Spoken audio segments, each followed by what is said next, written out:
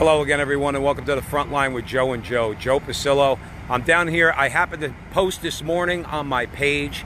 I posted that if anybody wanted to come down to stand guard in front of a Christopher Columbus statue in Newark, to try to bring some people together, and I just happened to be taking a ride through the neighborhood. And honestly, it was at random.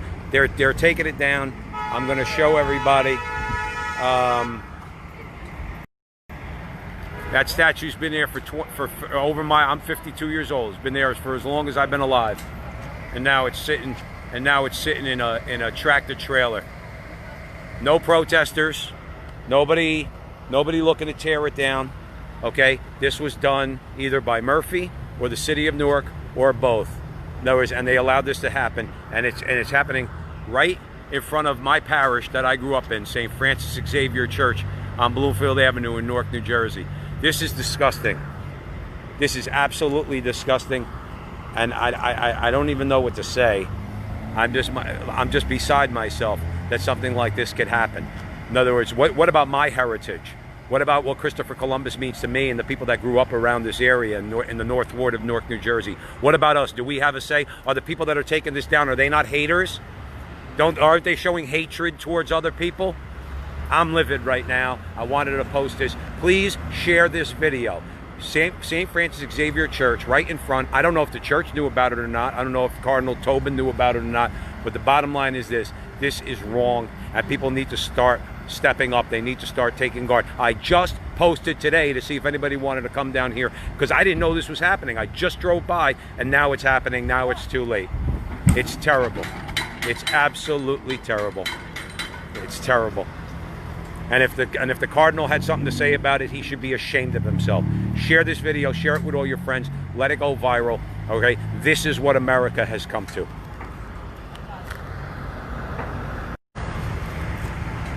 Hello again, everyone, and welcome to the front line with Joe and Joe. Joe Pasillo. I'm down here. I happened to post this morning on my page. I posted that if anybody wanted to come down to stand guard in front of a Christopher Columbus statue in Newark, to try to bring some. And once more, dear friends, we are going into the breach. Oh, you're Catholic? Hello again, everyone, and welcome to the front line with Joe and Joe. You acted like an American.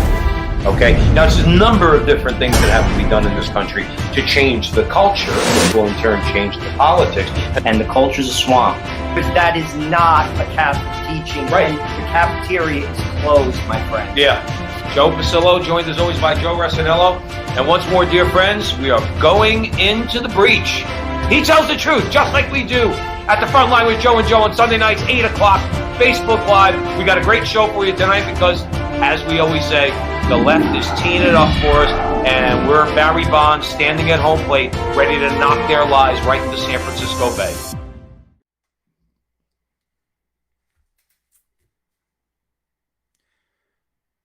Hello again, everyone, and welcome to the front line with Joe and Joe. Joe Pasillo and Joe Resinello. And once more, dear friends, we are going way into the breach. Sunday night, Facebook Live, 8 o'clock, as usual. We want to thank all you wonderful people for joining us. And man, did we have a really busy weekend. And I'm going to get into that in a second. But please remember, if you like us, if you love us, if you hate us, okay, follow us on Facebook.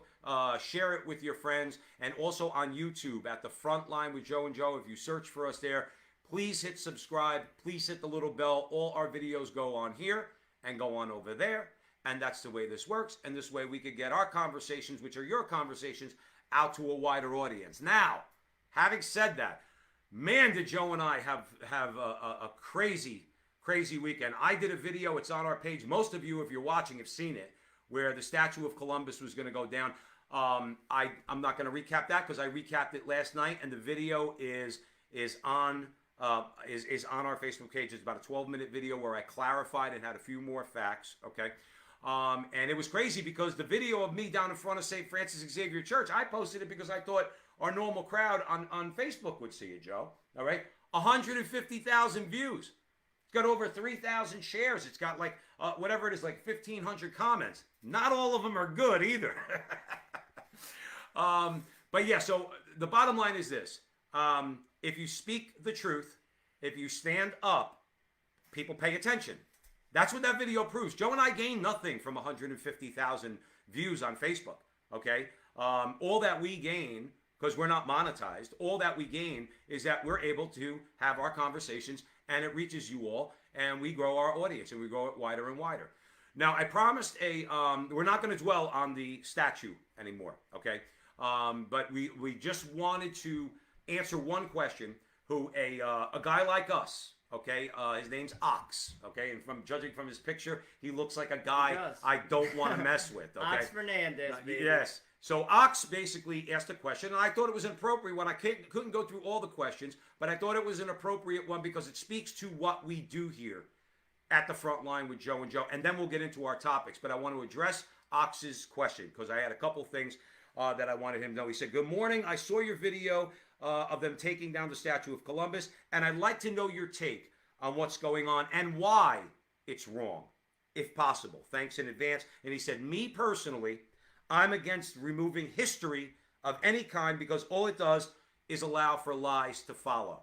Let me pick it up right there. I think he's spot on. He's spot on. You answered your own question. You answered the question. You answered the question the way Joe and I would, is to say, look, Joe and I are working men, okay? Joe's white collar, I'm blue collar. We're both grunts, okay? We both have to wake up every day. We both have to go for earn a living, okay? We do this show, and we do our research for this show and for our radio show on the Crusade channel, okay? But I don't have time to go and dissect the doings of any historical figure. I don't care if it's Christopher Columbus. I don't care if it's Abraham Lincoln, George Washington. I don't care if it's Martin Luther King. I don't care who it is. We don't have the time to do that. What I do know and what Joe knows is this. The left are liars. The left engages in revisionist history. Well, you hit the word. It's revisionist. Exactly. You cannot change history to meet your own agenda, and that's what's trying to be done here. It's just not accurate, and we're going to cover that a little bit on our show today with regard to one of these radical leftists who want to tear down pictures of Jesus. His name is Sean King. He's actually one of the most influential people on the internet, over 1 million followers. He made a statement that he wanted to tear down the images of Jesus because he considers him white. He also made statements about his mother, which he called a European woman, which isn't even historically correct. She was a Jewish woman from the Middle East. That is hate speech. Right. See, that is hate speech. If I, as a Roman Catholic man, made statements against a Jewish temple, I would be arrested for hate speech. Right. If I made statements against a mosque, I would be arrested for hate speech. He should be called out upon that, and he's not. He's not. And this is where this movement, it's a mob. It is a mob, and sadly, it's become politically correct to go along with this mob. All of the elite powers, the corporate people, the media, they seem, and this is what I want to do tonight, I want to make the case against the violence that is involved in this movement, because it is violence. Mm-hmm. You see, all of the politically correct classes are choosing not to look at that. They're making up their own history as it's going on currently, because there is violence being perpetrated. And I'm going to discuss two statements made last week, one by Hawk Newsom and the other by Sean King. And don't take my words for it. I'm not here to give you my opinion. I'm here to discuss their statements. And I want you to objectively think about what they're saying. Not what I'm saying. What they're saying to America. Because it has nothing to do with what America is about. That's right. You cannot create social justice with violence. Martin Luther King taught us that.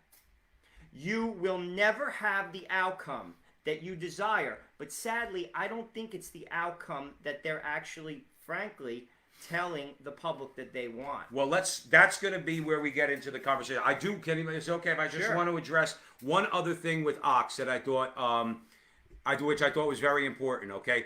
Remember what I said about debate, Ox, okay? Debate is something that the radical left doesn't want. They revise history, then they want to promulgate that history. They want to do it primarily in the public schools and in the culture in Hollywood, as Joe mentioned, Hollywood in the media. And then when you say, hold it, I never learned that. And by the way, that guy who's a scholar, he says something different. I want you to debate him. No, there is no debate. This is the narrative that we're pushing. You have to believe this, and if you don't believe this, you are a hater. So if you defend Columbus, okay, as many people do, many very intelligent people do. Sorry, we ain't all haters, okay? My job and Joe's job is to say, if you got a problem with Columbus, go debate that guy, and then go have that debate down at City Hall. And then according to the democratic process, you decide whether or not you're going to take down Columbus, Andrew Jackson, Robert E. Lee, Stonewall Jackson, Abraham Lincoln now, Thomas Jefferson, George Washington. Tear them all down. Now Jesus and Mary. You have to do it through the democratic process. You can't do it just by an authoritarian dictate from your City Hall. That's what we're trying to say. And this particular case, it was done in the middle of the night. Or the one downtown Newark was in the middle of the night. The other one was out without anybody knowing about it in the public. And the bottom line is, Ox, let me finish it there, and then I'm going to kick it over to Joe. They don't want debate. They frame the narrative, and then they force you to accept it. I am not going to accept their revisionist history, nor is Joe Rossinello. So you're listening to The Front Line with Joe and Joe. Joe Pasillo and Joe Rossinello. We're way into the breach. All right, we're way into the breach on Facebook at 8 o'clock, Facebook Live. We're going to kick it over now because we're going to talk about some people who really want to go beyond.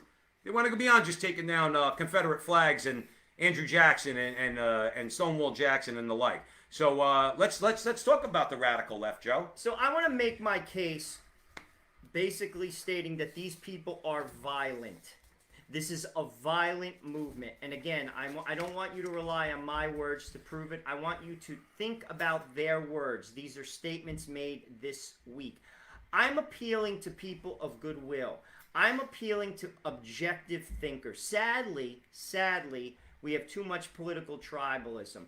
Like I said, people choose not to think or look at things they know to be wrong if it goes against the party that they know they're going to vote for. Frankly, those people aren't helping us right now on both sides of the fence. We need objective thinkers, people to look at issues, to hear statements and weigh them. And frankly, when something is not right, they should speak the truth. That's why we have this show. So first we're going to go to a gentleman by the name of Hawk Newsom. He is a radical leftist, and he is a leader of this movement in New York City. This is what he said this week. I want to read it to you. Again, this is not my interpretation of what he said. This is what he said. And I invite you, after the show, to go and look it up, and you will find his own words. I'm going to read it. This is what he said. I said, if this country doesn't give us what we want, then we will burn down the system and replace it, all right? And I could be speaking figuratively, and I could be speaking literally. It's a matter of interpretation. What is this country rewarding? What behavior is it listening to? Obviously not marching, but when people get aggressive and they escalate their protests, cops get fired. Now, you have police officers and Republican politicians talking about police reform. I don't condone, nor do I condemn rioting, but I'm telling you what I observed. He is saying concretely that you will be rewarded if you are violent. That's right. He is also saying concretely, not my words, his words, that you can literally burn down the system. Right. Which means you are committing violence. Right. This is the leader of this movement in New York City. And we're letting him get away with it. Where is the mayor? Where is the governor? Know why they're not saying it? Because they're permitting it, because it works for their political favor. When all of this is done and the election is over, the neighborhoods that have been destroyed will be destroyed for decades. The only people who will suffer will be the poor. The majority of them will be black and Hispanic. The businesses that were burned down will not return. And the elitists will leave this movement in the dust. Yeah. Talk about the elitists for a second, but real quick, I want to give people a shout out. Tony's joining us. Hey, Tony. Eddie says, good evening, gentlemen. We're going to have an interview with Eddie next week. He's running for Congress in Florida. We're going to record the interview on Saturday. We're going to put it up. That is Eddie Mejias. We got to take that gavel away from Nancy Pelosi. Sandra contributed generously to our GoFundMe page. We do have a GoFundMe page right now. And if you'd like, visit it there. Support the Frontline with Joe and Joe. If you want to kick in a couple bucks, it'd be greatly appreciated. So thank you, Sandra. Paul is joining us. Barbara from Wisconsin, one of our favorites. Bob doesn't like us too much, but we love you, Bob. Laura, Gornai, Christina, and Marie are here. Talk about the elitists. You know what's going to happen? What do they think that, let's say, New York City is going to turn into? What did we talk about on the show a million times? Look at San Francisco. You know what San Francisco is? San Francisco is the future of America if we allow it. There are rich and elites, and everybody else is in the street. You know what I mean? I just wonder if these people get it sometimes. Let me ask you a question. Let me ask all you good people a question out there. If these people like Hawk Newsom, if they gain real power, do you think because you sympathized with him in any way, that because you're a guilty white liberal who lives in the suburbs, that you're going to be spared their wrath? If you have a 5-bedroom home and you're a middle-aged couple and all your kids are out of the house, you don't think the socialists are going to say, well, you have to open up your house to the homeless? You don't think that's going to happen to you? You don't think Elizabeth Warren is going to confiscate your wealth if these people gain power? In other words, through, let's say, Joe Biden and the Democrat Party, who's doing everything they can to support Hawk Newsom and people like that. What do you think? You think you're immune from this? They're coming after you, too. In fact, they might cut your throats before they cut our throats. But make no mistake about it. Joe and I already know we're headed to the guillotine if they gain power. But you're going to go, too. So make no mistake about it. Your elitism is not doing you any good. Why don't you try to find practical solutions, okay, to some of the problems in the inner city? Practical solutions, not ideological. Bob commented that we're talking about Trump. Joe and I didn't mention Trump once, nor did we have any intention to. This tonight. is about violence. This is about violence. This is about practicality. And this also, is about finding real solutions. This is not the answer to your social justice, desires or goals. Violence does not gain you social justice. No. Martin Luther King taught us this once again. This is not the dream of Martin Luther King. Joe and I are for racial equality. It will never be gained through violence. No. And this is a violent man. Let me just... And he's saying it with his words. This is not my opinion. Right. And the powers that be in government who were elected are choosing to let him say these things because they think that this conflict is going to benefit them in November. That's what I was going to say to you. Remember something. We were talking about radical leftists. Are we not? Are we not? Of course. Okay. We for all, and we're getting a lot of new views. We have 27 people live right now. I'm sure there's more and a bunch of people in the chat room. Okay. So a lot of you are new to the Frontline with Joe and Joe. We go live 8 o'clock every Sunday night on Facebook Live. We keep the videos up, post them on YouTube and across social media through our producer in Canada, Holy Faith Media, and we're on the Crusade channel, crusadechannel.com. We're on the radio, and Mike Church has a great station down there. Okay, but we emphasize all the time the aspect of violence. Joe's coming from a moral point of view, which is valid. In fact, that should be our primary position, which should be a moral one. We're not going to respond to violence with violence unless, of course, we're attacked in a way where we need to defend ourselves. That's not what we're all about. We're Catholic men. We're followers of Jesus Christ, okay? We will not do anything preemptively, okay? We will defend ourselves, okay? But remember something. On another level, on the political level, and if you look at history, what has preceded every successful Marxist revolution? The civil unrest that was sown by the Marxist revolutionaries themselves. Don't take my... And again, this even goes pre-Marxism back to the French Revolution. Okay? So really all of our modern problems in the world start with the French Revolution. But let's bring it up from there. Whether you're talking about the French Revolution, whether you're talking about Lenin, Stalin, Mao, Hitler, all of them, The preliminary barrage that they hit you with is civil unrest. Create the violence. Because so see what Hawk Newsom is doing is he wants people to incite violence against him because he's a radical leftist. His puppet strings are pulled by somebody else who's in control, who's using him to try to sow the violence that they want, so that in the midst of that violence, what do? They amass power to themselves in the federal government, and then they come in, as we said, with their order, with their Marxist order. This is history, man. It's not conspiracy theory. We're not making it up. Every single leftist revolution that we know of, that you could read about, it all happens the same way. They dissolve, and then they by creating violence, and then when the violence occurs, they come in to restore order. But the order is not the one that preceded it. In this case being let's say when you're talking about European history or American history either, a Christian patrimony, a Christian heritage, a Christian civilization. That needs to be destroyed by these leftists. But again, but real quick, what they replace it with is their Marxist order. And that's why I said in one of my posts that I posted, that's why this is scary.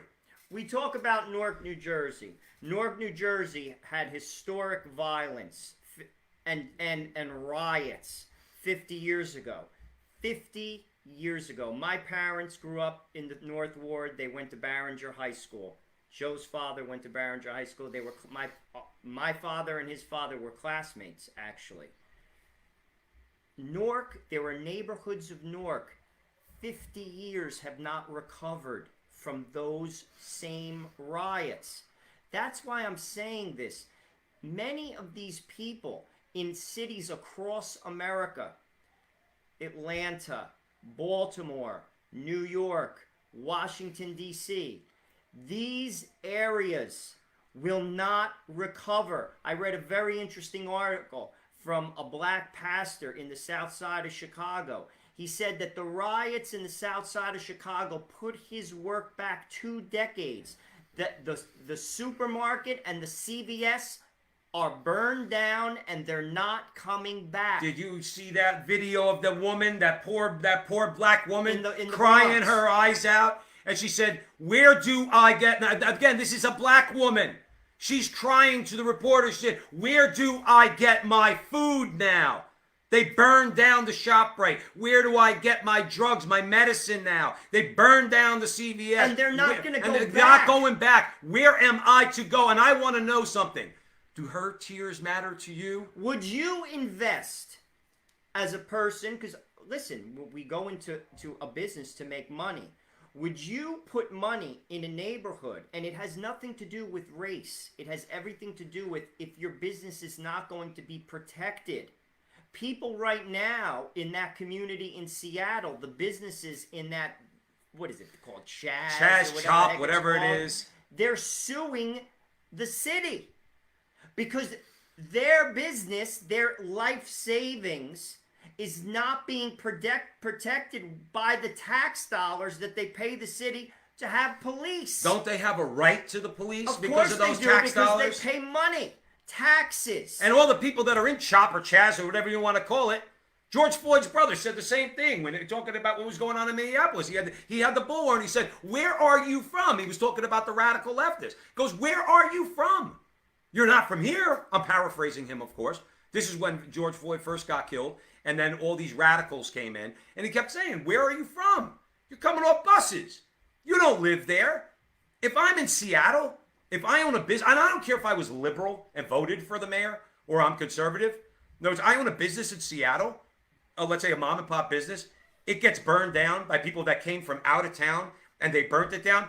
I'm organizing every business person in Seattle. Seattle's a fairly big city. I'm organizing everybody who owns a business, and we're marching on City Hall. I want her head, not literally. All you crazy leftists out there that are probably trolling us right now. Not literally. We don't call for violence, but I want her political head.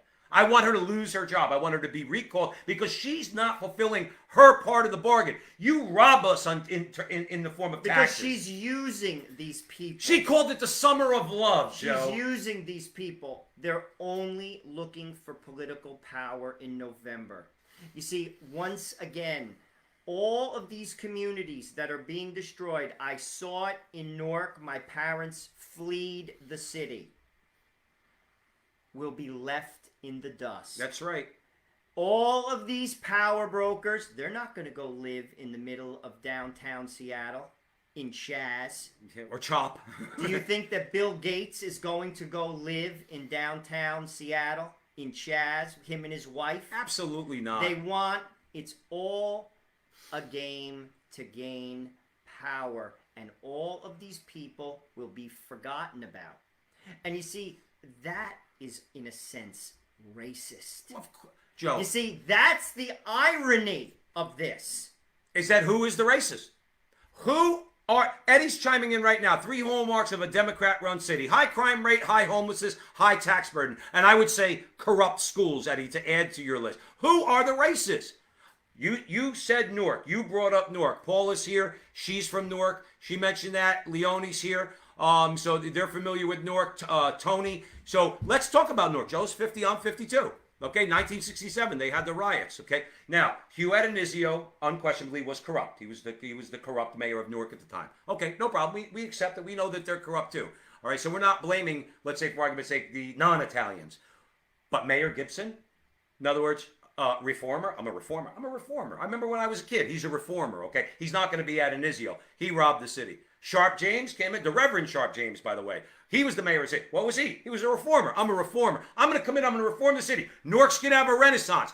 If Joe and I hear one more person talk about a Newark renaissance, we may get violent, figuratively.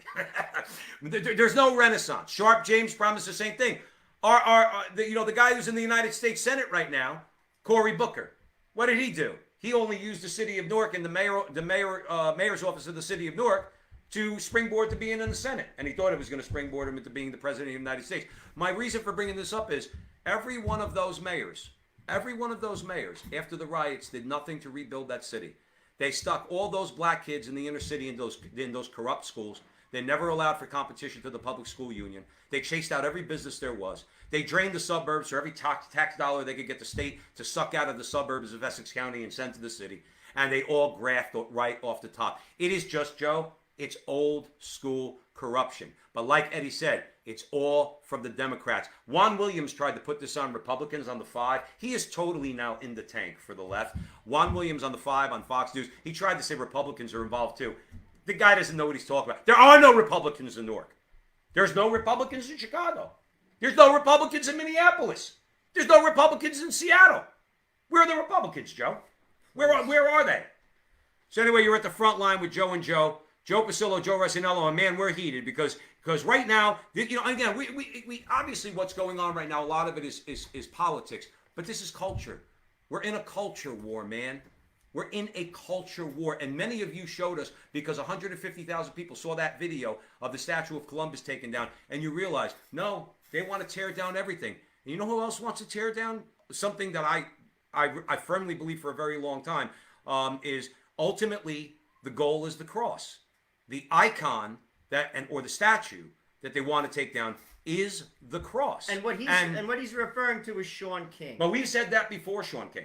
We both have said that in fairness. We said all this iconoclasm ultimately leads to the cross. They want that cross taken down. Joe's going to tell you exactly how we're going to back up that assertion. So Sean King, just so for those who may not know who he is, he's a prominent left-wing fundraiser and activist. He is ranked as one of the most important and influential people on the internet. Look him up. This is what he tweeted this week. He basically said, all murals and stained glass windows of white Jesus and his European mother and their white friends should also come down.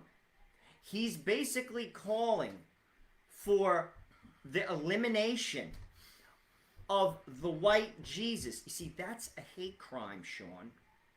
That is a hate crime. Right. You see, this is, again, my second example.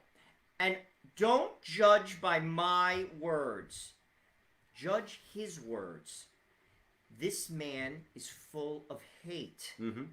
He has over 1 million followers on social media. Hitler only had 7. He had, and he's saying this.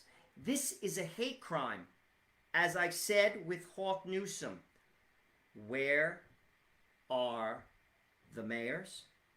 Where are the governors to condemn this statement? Not going to condemn it, Joe. Not a word. Because first of all, in general, we are living in an anti-Christian culture in America, specifically, and throughout the history of the United States. And Joe and I are not Catholic crybabies. We just state it the way it is. Catholics in this country have been, or there's been more anti-Catholic bigotry in this country historically than against any other group. Don't care. It's all demonstrable. Go look up Bill Donahue with the Catholic League. He's the sociologist. He'll give you all the facts you want. Okay. But this is where they're going with this. And the bottom line is the mayors, like you're mentioning, like many. Did you see the Minneapolis councilwoman who told Allison Camerata, just to give you an idea of their mentality, their childish mentality. She told Allison Camerata, who we're no big fans of, but Allison Camerata said to her, she was a Minneapolis City Councilwoman. Okay, said, well, what happens about a cop if I need a cop? Because somebody's breaking into my house at 2:00 in the morning, and her response was, see, that's an example of your white privilege. Now, I only bring that up to say what you're dealing with here, and this was my answer to Joe, is where are these mayors, where are these city councils? They've all drunk the Kool-Aid, Joe. They're not going to be the ones to shut these people down. And I know you're not waiting for that. And the reason why I know you're not waiting for that is because we're on the front line with Joe and Joe. We're trying to raise our own consciousness. Your consciousness. By the way, Paula mentioned that God bless those guys in Nutley. They didn't let the statue of Columbus come down.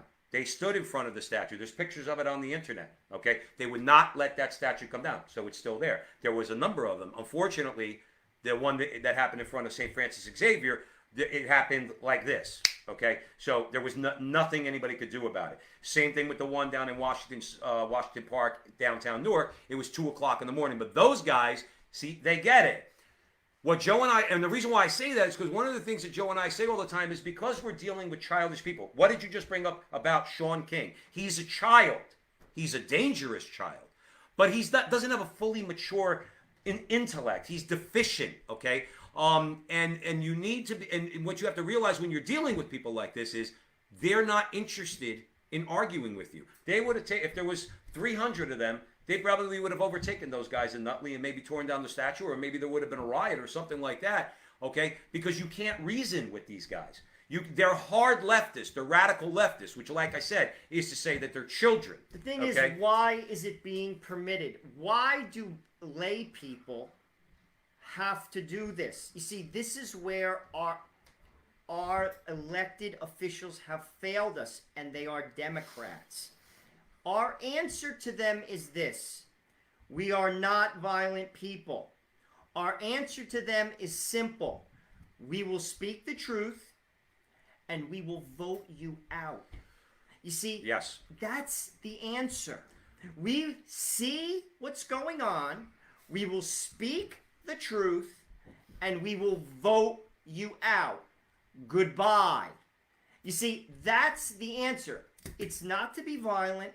It's not to be like them. And again, these are not my words, nor is it my opinion. I just read you the statements.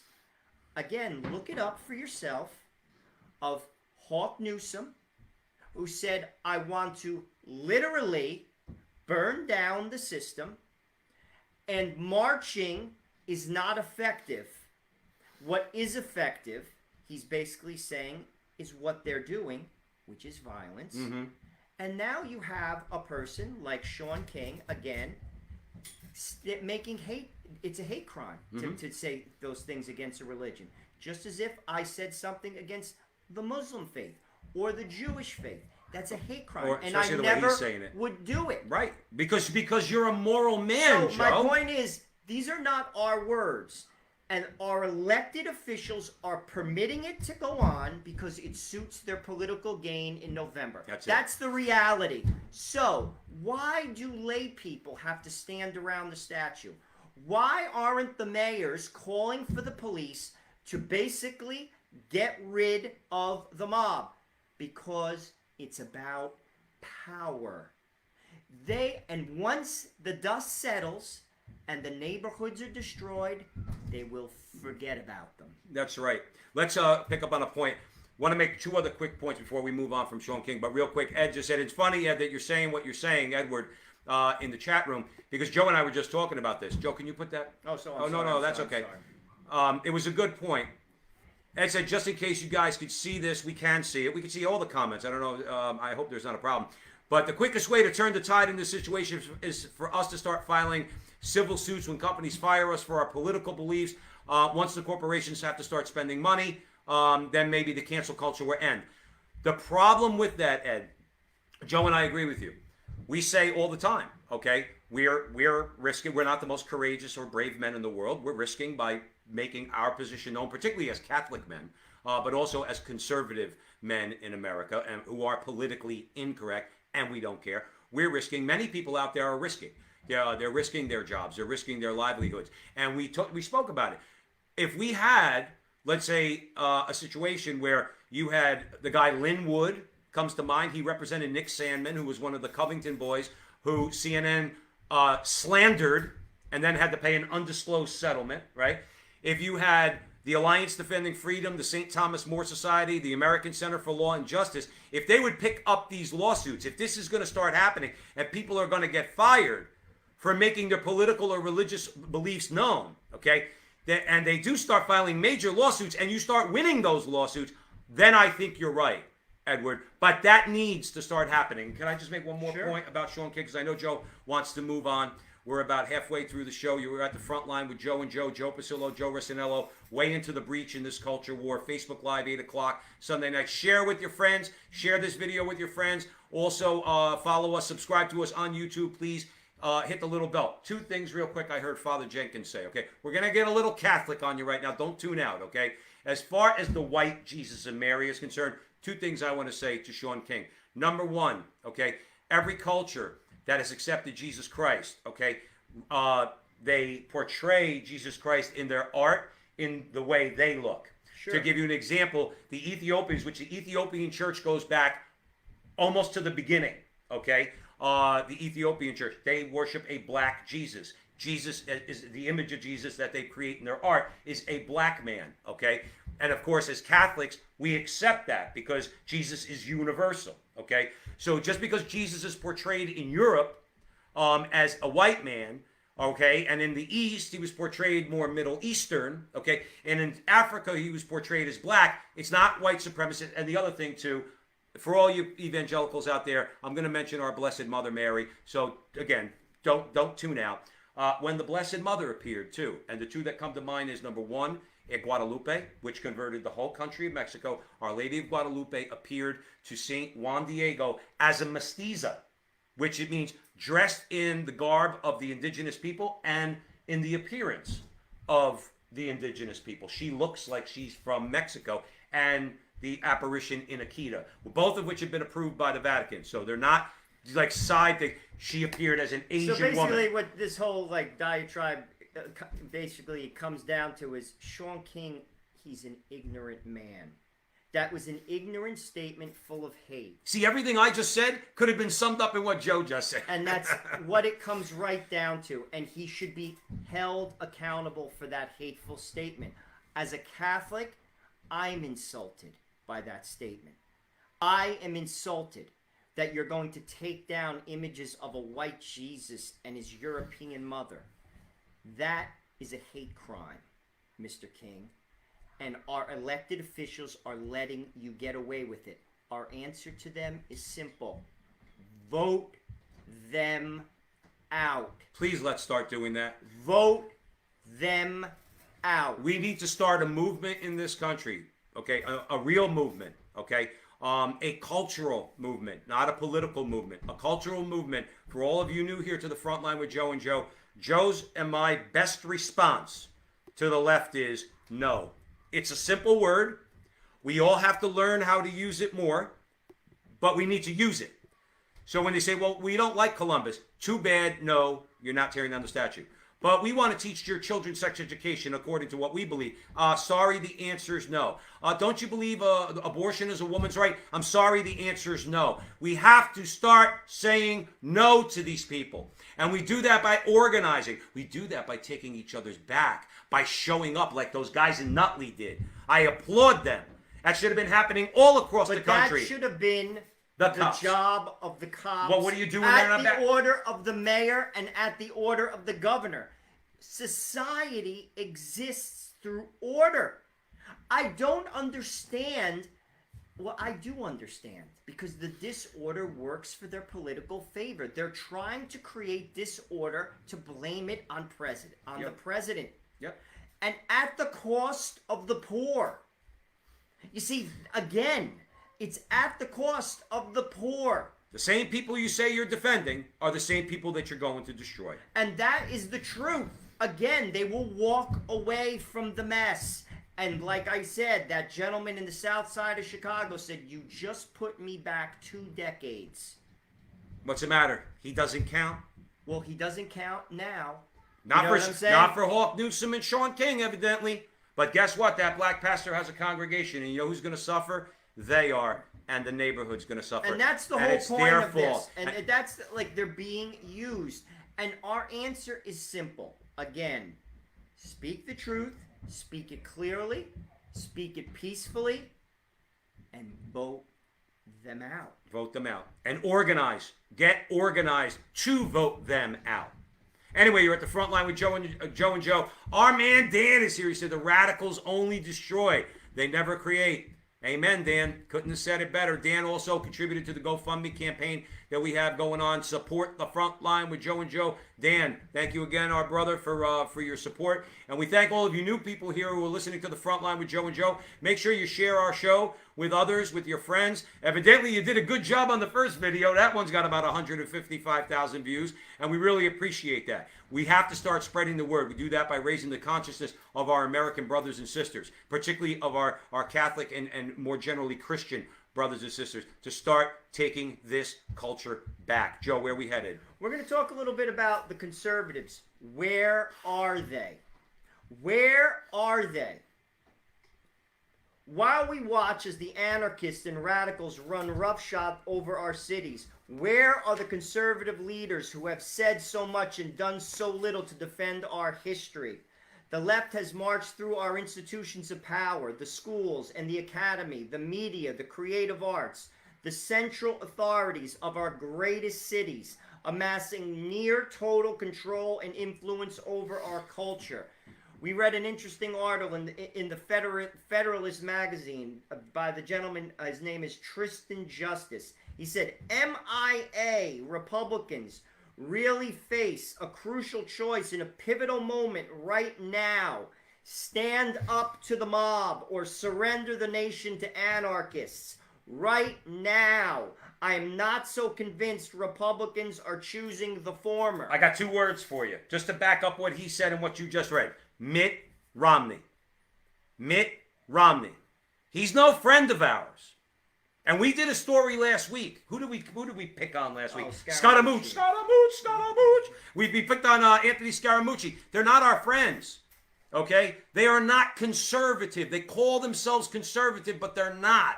Okay? Let's get to the now, Ben Domenech. I know it's Domenech in the Federalists. He's basically the guy who runs the Federalists, but I got to call him Domenech. I got to turn him into. He's probably Italian, so I'm going to call him Domenech. He said, this is, so we did our research on this as our follow-up to our rebuke, let's call it a rebuke, of Anthony Scaramucci last week in the George W. Bush brand of conservatives and Republicans, who will, you just asked the question, are they going to stand up to the radicals, to the radical mob? I don't think so, okay? But this is what, this is what Ben Domenech said. While we watch as the anarchists and radicals run roughshod over our cities, where are the conservative leaders who have said so much and done so little to defend our history? He continues. Now, follow me on this. Multiple political analysts have said over the years that the biggest mistake Democrats made was letting Republicans have the Bible and the flag, and the right has certainly profited from it. But Republicans spent more time advocating for lower taxes, feel-good donor interest, and pro-business regulatory reforms than the cultural defense they used to make, all for the sake of the money rolling in. That's what these particular, not all, okay? There's many good guys out there on the right, many, like Josh Hawley, who we mention all the time. But that's what they've done. They talk to you and they say, yo, we're against abortion, we're pro-life, but they cave and cave and cave. They won't do anything about it, okay? Well, they're institutional men. Yes. You see, it comes down to that. These are elitists too, and they're not for the common man. You know, I actually don't think we live in in fact, I know we don't live in a democracy. We live in an oligarchy. There's probably about 300,000 people that run this country under the guise of voting. You see, we need to get the country back in the hands of people. You see, what he's talking about are Republicans who basically all they care about is big business and money. That's it. Be damned the worker, be damned the family. They're no better. Right. We need to get the government back in the hands of Americans. And why these men, they'll never stick their neck on the line like George Bush, like Scaramucci, like Justice Roberts. Really, yes. An institutional man. You see, these are country club Republicans, and they're no better than the leftists on the Democratic side. Well, they're definitely not on your side. They're not on the side of the common man. They'll go to the state fair, Joe, and they'll get up there and they'll get up there. And let's say if they call themselves Republicans and they're part of the Chamber of Commerce, yeah, business, yeah, free markets, yeah, and they get up there and they'll get up on the microphone. They'll put on a cowboy hat. They'll pick up a gun to show you that they're for the Second Amendment. Then on the other hand, they'll have a Bible and say, "I'm for America, guns and the Bible, and I love Jesus, and vote for me." In the meantime, when they go in the back room, they say, "I don't give a shit about all those." I'm sorry. We don't curse on the show. What he would say is, I don't care about any of those rubes. That's exactly what that guy says. He's looking for their vote. He's pandering to you. They like you said, like Ben Dominique said, they basically, they Bible thump, and they hold the Bible in their hand, okay? They pick up the gun. They say they're on your side. But when it comes to, guess what, Joe? When it comes to open borders, Chamber of Commerce doesn't say too much about it. They're all for it. They want the cheap labor. When it comes to China being a most favored nation and being a nation that we trade with where they rob us blind, what do they care? We're flooding the market with cheap goods that they make in China, paying those workers dirt cheap wages, and then they come back and they flood our markets with it. Why do you think that even the Republicans hate Donald Trump so much? No Scaramucci, just so everybody knows, Scaramucci and some other George W. Bush leftovers, they're starting a super PAC to try to convince soft Republican voters for Trump to vote for Joe Biden. That's why we're even bringing it up. But as far as it goes, the original question, are these the conservative leaders? Are these men the conservative leaders? The only ones you could really look to right now, let's call them out, Ted Cruz, I think. He's at least putting the screws to Silicon Valley, okay? Josh Hawley, he's putting the screw. He wants to break them up. He wants them to be regulated, which they should be. I don't care, Zuckerberg, if you take down this video, because we're saying it. You should be broken up, or you should be forced to be a purely open platform with no editorial decisions at all, okay? Or you should be broken up. Same with Google and same with the rest. So you have good conservatives out there. Our friend down in Louisiana, Steve Scalise, okay? Who got shot by a leftist. There you go, Hawk Newsom. I'm sure you applauded when him and the other Republicans got shot, didn't you? He was shot by a Bernie supporter. I bet you supported that Bernie supporter, didn't you? I bet you when Steve Scalise, one of our paisans, okay? We don't know him. Okay, he's from Louisiana, but he's one of our paisans. When he got shot by a person that you would vote for, or a person who supported a person that you would vote for, like Bernie Sanders, I'm sure you didn't have anything to say about it whatsoever. When Rand Paul got his ribs broken by his neighbor, okay, his leftist neighbor, I'm sure you applauded, because that's what you're calling for, Hawk. And that's what Sean King, by extension, is calling for, too. You want to see more violence. So these leftover Republicans, don't listen to them, please. That's Joe and my message. Don't listen to them. Lastly, we're going to look to answers. And answers, I think, can be found in many places. One of which is a gentleman who's a friend of our show. We've interviewed him twice. His name is John Horvat. He has a fantastic book. John is a scholar. He has written in the Wall Street Journal. He's been on C-SPAN. He is also a very, very good human being and a regular guy. I invite you to look into him. He has a great book. It's called Return to Order. And John recently wrote an article, and he basically said this, and I want you all, and this is something that Joe and I, it's interesting. Well, we are like-minded. He's just a lot smarter than we are, in all fairness. We're like-minded with John. He's a friend of ours. But we've said this from the beginning, in fairness. What he's writing about, Joe and I said 4 years ago. The vote for Trump is not necessarily the vote for Donald Trump. It's for judges. It's about judges. It will influence the country for decades to come. And that's the battle, my friends. That's one of the big reasons why they don't want Donald Trump. Probably the reason. Because he could put 2 more Supreme Court justices on the bench. Please, not any justices like Gorsuch or Roberts. But in terms of and he has put over 300 federal judges on the bench. This is their fear. Because this is why we need them. Because these are the people who will protect you when you are brought up on violations of the First Amendment for freedom of speech, for freedom of religion.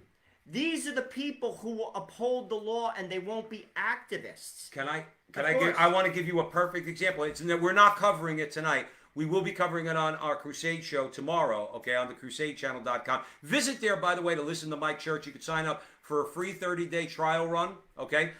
Joe and I gain nothing from that, nothing monetarily whatsoever. We love Mike Church. We love Rick Barrett and all the others that he has on the show.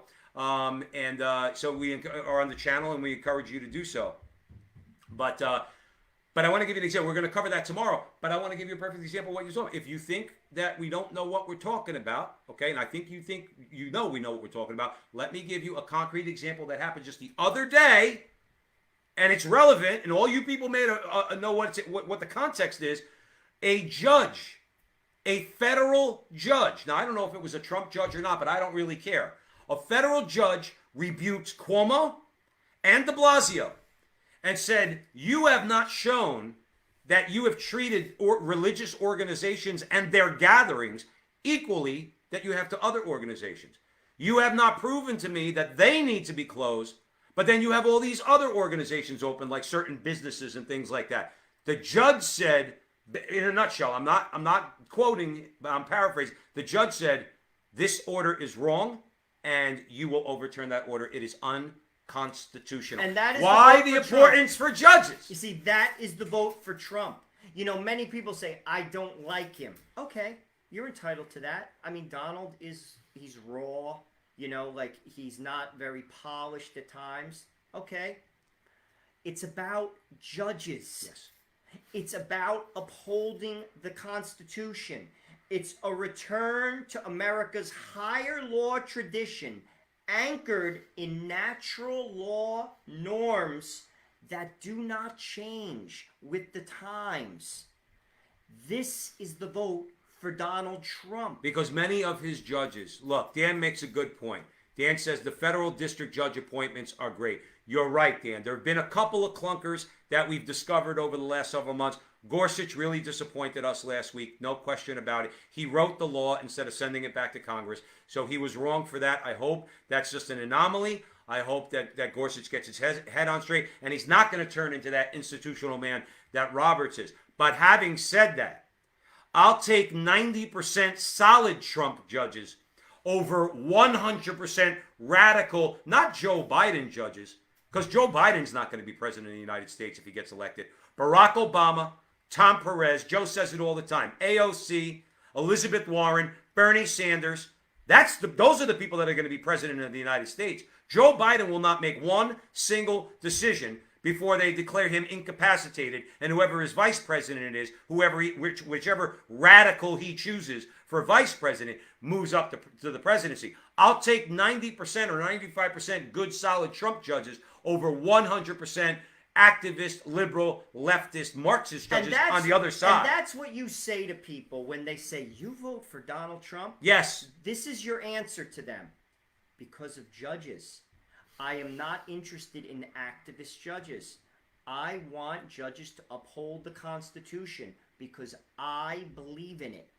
I believe in this nation, and the Constitution is one of the greatest documents ever crafted. Not my opinion either. Right. So let me go back to John Horvat, and Yeah. I want to just read you an excerpt of his article, and I'd like to discuss it because I think it's extremely well crafted. Yeah, this is something that recurs every now and again on the front line with Joe and Joe, where we emphasize the natural law. Why? Because other than it being, let's say, a very weighty philosophical concept, okay, it is something, even though it is that, because it's the natural law, it's accessible to every human being. Every man and woman on the planet above the age of reason understands the natural law. That's why it's the natural law. In other words, you don't need the government to tell you that something's wrong. You know it by your heart and with your intellect and your reason that that action is wrong. So we want to emphasize where Joe's going. You have, let's say, the radicals who make up the law in the context of our Constitution. You have the originalists who could be just as dangerous. John Horvat's arguing for natural law interpretation of the Constitution. Go ahead, Joe.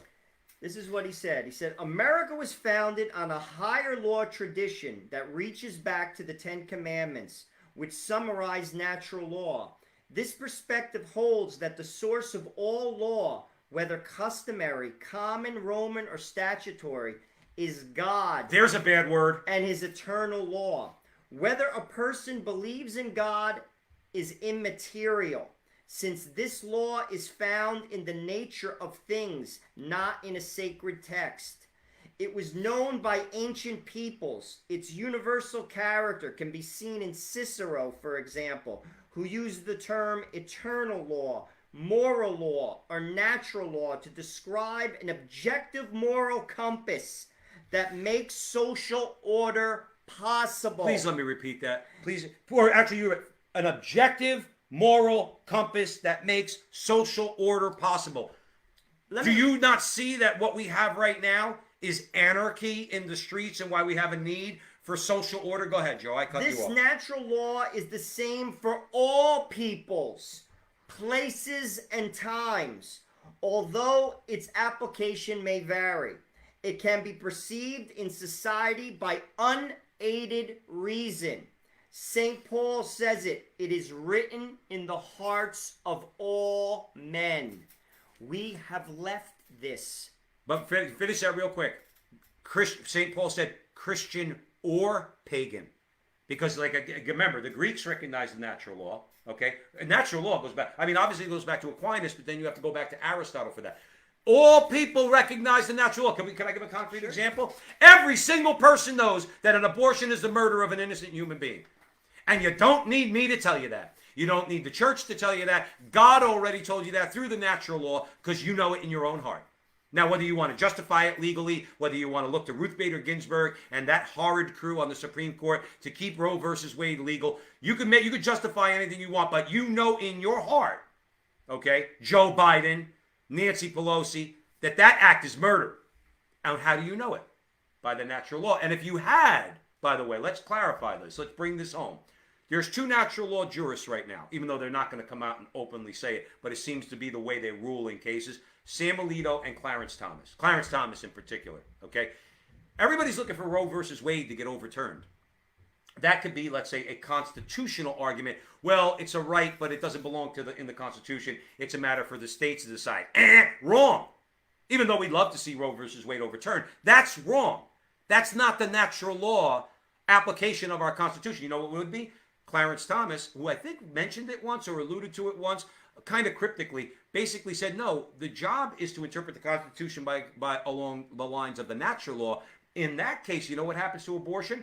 A human being is conceived at the moment of, or a human person is conceived at the moment of conception, okay, or is a person at the moment of conception. They are alive, they're deserving of rights, and we know that by the natural law. Therefore, abortion is illegal at all places, all times, under any circumstances. That is a natural law decision on abortion. Not Roe versus Wade, not states' rights, not any of that nonsense, even though it's probably the direction we'll go, okay? But that's the natural law, where the judges say, no, this is manifestly wrong. This is a violation of the natural law, and we're not going to allow it.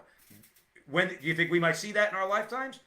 I don't know. But as Dan pointed out about the federal judiciary, we get another couple hundred federal judges that are solid as a rock, they may start interpreting, let's say, at least state constitutions that way, or the federal constitution that way. Just to bring this subject to a conclusion, I have a little homework for you.